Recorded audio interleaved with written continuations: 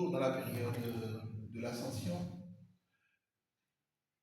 Et tous les textes qui nous ont été présentés aujourd'hui nous parlent essentiellement de la gloire de Dieu. La gloire de notre Seigneur Jésus-Christ, lui qui, étant venu sur la terre,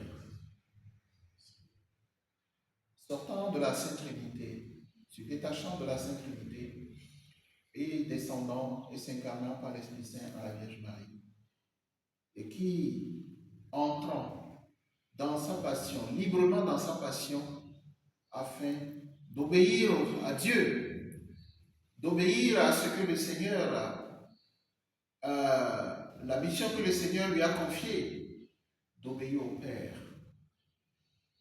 Et humblement, il a accompli cette mission pour laquelle il est venu sur terre. Et en cette période, le Seigneur l'a glorifié. Le Seigneur l'a glorifié et avant de monter avec son Père, vers son Père, il s'est montré à plusieurs personnes, principalement les apôtres et les disciples, pour témoigner qu'il est véritablement ressuscité. Alors, sur le chemin d'Emmaüs, il s'est montré et il a suivi, il a cheminé avec ceux qui partaient, les pèlerins qui partaient à Emmaüs, et qui s'est montré, il a même mangé avec eux, il a échangé avec eux, et c'est alors que les pèlerins ont découvert que c'était lui le Christ, et qui avait cheminé avec eux. Et les apôtres aussi,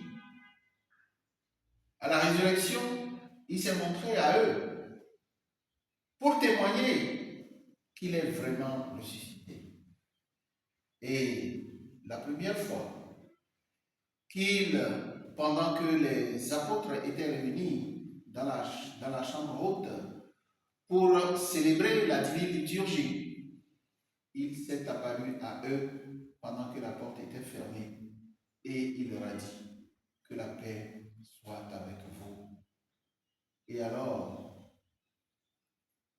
les apôtres réagissant et le voyant tout blanc vêtu, dans une clarté insoutenable, ont reconnu que c'est le Seigneur ressuscité, qui leur avait dit, allez me croiser à Galilée. Allez me croiser à Galilée. Et véritablement, il s'est apparu à eux. Et tous l'ont vu à Galilée. Et ce soir dont je parlais, où il s'est apparu à eux et qu'il leur a dit, paix soit avec vous. Eux tous ont vu véritablement et se sont convaincus que le Christ, tel que les Écritures l'ont dit, et tel que lui-même il leur a dit, détruisez le temple du Seigneur, et moi je suis capable de le reconstruire en 3 jours. Et quand il leur a dit pendant qu'il était avec eux, quand il a dit ceci, et ce blasphème, et qu'il lui a coûté la crucifixion, parce que le jour il le disait, tous les prêtres des synagogues, tous les sandérins, les puissants sandérins, ont dit, voilà qu'il blasphème. Comment peut-on détruire le temple de Dieu, ce temple que nous avons construit et que nos parents ont construit durant des temps, sur plusieurs années. Comment lui, si il advenait que ce temple soit détruit, comment lui pouvait le construire en 3 jours? Et cette allégorie qui est mal assimilée par les sandérins s'est accomplie à la résurrection. Le temple que le Seigneur constitue a été détruit, a été crucifié. Et le 3e jour, ce temple qui a été détruit a glorieusement ressuscité. Et aujourd'hui, le Christ ressuscité est parmi nous. Le Christ ressuscité ce jour continue de nous infuser sa présence, continue de nous illuminer par cette clarté insoutenable de la résurrection. Et bientôt, dans une semaine, à la Pentecôte, et qu'il monte à l'ascension. Il est monté il y a quelques jours vers le Père et s'est assis à la droite du Père. Mais avant de partir, il nous a promis qu'il ne nous laissera pas orphelins, qu'il ne nous laissera pas sans le Consolateur, et qu'il enverrait l'Esprit Saint pour nous fortifier, afin que tout ce qu'il a enseigné, tout ce qu'il nous a dit pendant qu'il était avec nous, et que cette chose-là continue jusqu'à la fin des temps. Et c'est seulement par cet esprit-là qui viendrait le jour de Pentecôte. Nous serons vigoreux. Les apôtres ont été vigorés. Les apôtres ont été chargés. Les apôtres ont été infusés par l'Esprit Saint. Et plus que jamais, tout ce qui sort se manifeste instantanément. Tout ce qu'ils disent se réalise instantanément. Tout ce qu'ils professent se réalise instantanément. Voilà le rôle de l'Esprit Saint. Le rôle de l'Esprit Saint qui a permis aux apôtres d'aller vers les peuples, d'aller vers les nations et de répandre la bonne évangile et de répandre la parole de Dieu, de répandre l'enseignement salvifique du Christ, l'enseignement du royaume immuable, l'enseignement du royaume à venir, et que tout homme qui aurait cru au Christ, tout homme qui aurait cru au Christ et qui serait venu au baptême d'eau et de l'Esprit Saint, héritera de ce royaume que le Seigneur a dit tout le temps pendant qu'il était avec nous. Donc cet Esprit Saint est aujourd'hui le consolateur, est aujourd'hui la force, est aujourd'hui le bras manifeste de la Sainte Trinité, qui permet à tout homme, validement du Seigneur, qui permet à tout homme, à tout clerc, à tout apôtre, à tout pasteur des âmes, d'aller dans le monde sans avoir peur, d'aller dans le monde sans trembler devant le féticheur, sans trembler devant le fétiche, sans trembler devant le sorcier le plus puissant, et dire la tête haute que le Christ est le Fils de Dieu, que le Christ est le Rédempteur, que le Christ est venu dans ce monde pour sauver, pour racheter tous ceux qui sont perdus, les veuves et les orphelins, les malades, les affligés, ceux qui sont en prison, ceux qui n'ont pas la paix, sous le soleil, tous ceux qui sont traqués par le mal, que le Seigneur est venu les racheter. Et alors, si nous croyons effectivement que le Christ est venu nous racheter, nous qui sommes des délaissés, nous qui sommes blessés par le mal, et nous qui vivons sans la force de l'Esprit Saint, sans connaître Dieu, nous qui ne pouvons pas élever la voix et dire Seigneur, me voici, alors le Christ est venu nous racheter. Et à partir de ce moment-là, nous sommes devenus enfants de Dieu. Dignes enfants de Dieu, nous pourrons élever la voix et crier vers Dieu, Père, Abba, me voici. Pécheur, prends-moi tel que je suis. Et cette prière qui est adressée, confessant alors notre état de péché, le Seigneur pourra venir, le Seigneur pourra nous tendre la main afin de rentrer glorieusement dans son sein, afin d'être un de ceux pour qui ce royaume a été promis, ceux pour qui ce royaume, ceux qui attendent d'entrer glorieusement dans ce royaume. Car le Seigneur partant a dit, laissez-moi partir. Et dans la maison de mon Père, il y a plusieurs demeures. Laissez-moi partir, car là où je suis, vous le serez aussi.